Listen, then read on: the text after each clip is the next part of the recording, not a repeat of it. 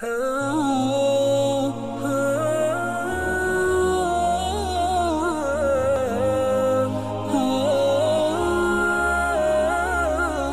مجید کی ایک آیت ہے جس کا غلط مفہوم لیا جاتا ہے، لا اکراہ فی الدین۔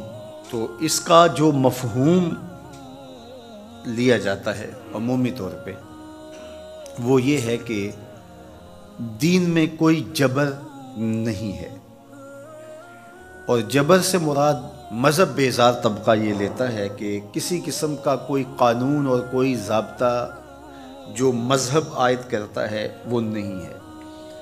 تو یہ مولویوں کی پیدا کردہ سختی ہے، اور انہوں نے دین کو مشکل بنا دیا ہے، اور حدود و تعزیرات، قوانین، ضوابط، چور کا ہاتھ کاٹو، زانی کو سنگسار کرو، کوڑے مارو حد قذف میں، اور مختلف اوقات کے اندر مختلف عبادتوں کا لزوم۔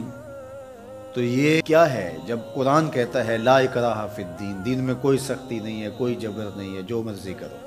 تو یہ اس کا مفہوم نکالا۔ اور ایک طبقہ ایسا ہے کہ جو دین کو اس طرح پیش کرتا ہے اور اس طرح سے دین کو لوگوں کے سامنے رکھتا ہے کہ جس طرح دین پر عمل کرنا کوئی آسان کام نہیں ہے، اور اس کو وہ مشکل اتنا بنا دیتا ہے کہ لوگ گھبرا جاتے ہیں کہ ہم تو پھر دین پہ نہیں چل پائیں گے، چند لوگ ہی دین پہ چل سکتے ہیں، جبکہ یہ دونوں چیزیں افراط و تفریط سے تعلق رکھتی ہیں۔ تو آیت کریمہ کا صحیح مفہوم یہ ہے، لا اکراہ فی الدین کا مطلب یہ ہے کہ دین قبول کروانے میں کسی پر سختی نہیں کی جائے گی کہ تو ضرور مسلمان ہو، یہ اس کا مفہوم ہے۔ اب کوئی دین قبول کر چکا ہے اور پھر احکام شریعہ اس کے اوپر نافذ ہوں گے تو یہ تو ہوں گے، تو اس پر یہ نہیں ہے کہ اب اس پر سختی نہیں کی جائے گی۔ جو اس جامعہ میں، اس درس گاہ میں داخل نہیں ہوتا، پڑھنا نہیں چاہتا، تو ہم اس کو دھکے سے گھر سے اٹھا کر کے یہاں داخلہ نہیں دے سکتے۔ جس کی مرضی ہو آئے اور جس کی مرضی ہو نہ آئے، لیکن جو شخص یہاں آ کے داخل ہو گیا، پھر یہاں جو ہم نے ضوابط اور قوانین بنائے ہیں ان کا وہ پابند ہوگا، اس لیے کہ وہ اپنی مرضی سے آیا ہے اور اس نے یہاں آ کر کے داخلہ لیا ہے۔ تو اب وہ کہے کہ میں نہیں مانتا، تو وہ باغی کہلائے گا۔ تو اسلام کے اندر کسی کو سختی سے داخل نہیں کیا جائے گا، ترغیب دی جائے گی۔ اور قرآن مجید کی اس آیت کریمہ کو اگر پورا پڑھیں تو سارا مفہوم واضح ہے، لا اکراہ فی الدین۔ دین لانے کے حوالے سے کوئی زبردستی نہیں ہے۔ قد تبین الرشد من الغی، ہدایت کا راستہ گمراہی سے ممتاز ہو کے واضح ہو چکا ہے۔ اب جس کا جی چاہے وہ ایمان لائے اور جس کا جی چاہے وہ کفر کرے، یہ اس کی مرضی ہے۔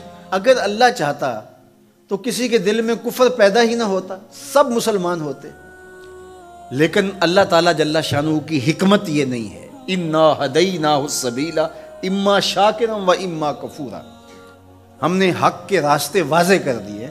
اب جس کی مرضی ہو وہ کفر کے راستے پہ چلے، جس کی مرضی ہو وہ اسلام کے راستے پہ چلے، اس کی اس مرضی کی وجہ سے ہی تو جزا و سزا ہے۔ اگر اس کی مرضی سلب کر لی جائے اور وہ ایمان لانے پہ مجبور ہو تو پھر اس کا یہ کمال کون سا ہوا؟ تو کمال تو یہی ہے کہ دونوں راستے ہیں اور دونوں راستے اسے دکھائی دے رہے ہیں، اور وہ اپنے اختیار سے خیر کا راستہ اختیار کرتا ہے تو جزا ملے گی، اور اپنے اختیار سے برائی کی راہ پہ چلتا ہے تو اس کو جو ہے وہ سزا ملے گی۔ لیکن اگر اس کا اختیار ہی نہیں ہے برائی کے راستے پہ چلنے کا تو پھر اس کو سزا کیوں دی جائے؟ تو یہ بات ذہن میں رکھیے گا، یہ اختیار پر جزا اور سزا ہے۔ تو آیت کریمہ کا مفہوم یہ بتاتا ہے کہ جو چاہے وہ حق پہ آئے، اس پہ مجبور نہیں کیا جائے گا۔ باقی احکام شریعہ پر عمل پیرا ہونا تو یہ ایک امر آخر ہے۔ تو یہ سراسر نفسانی خواہش ہے کہ اسلام ہمارے اوپر کوئی پابندی نہ لگائے، جس طرح ہم چاہیں اس طرح ہی چلیں، اور ہماری زبان پہ کلمہ بھی جاری رہے۔ میں بھی ہوٹل میں پیو، چندہ بھی مسجد میں دو، شیطان بھی خوش رہے، خدا بھی ناراض نہ ہو، یہ کیسے ہو سکتا ہے؟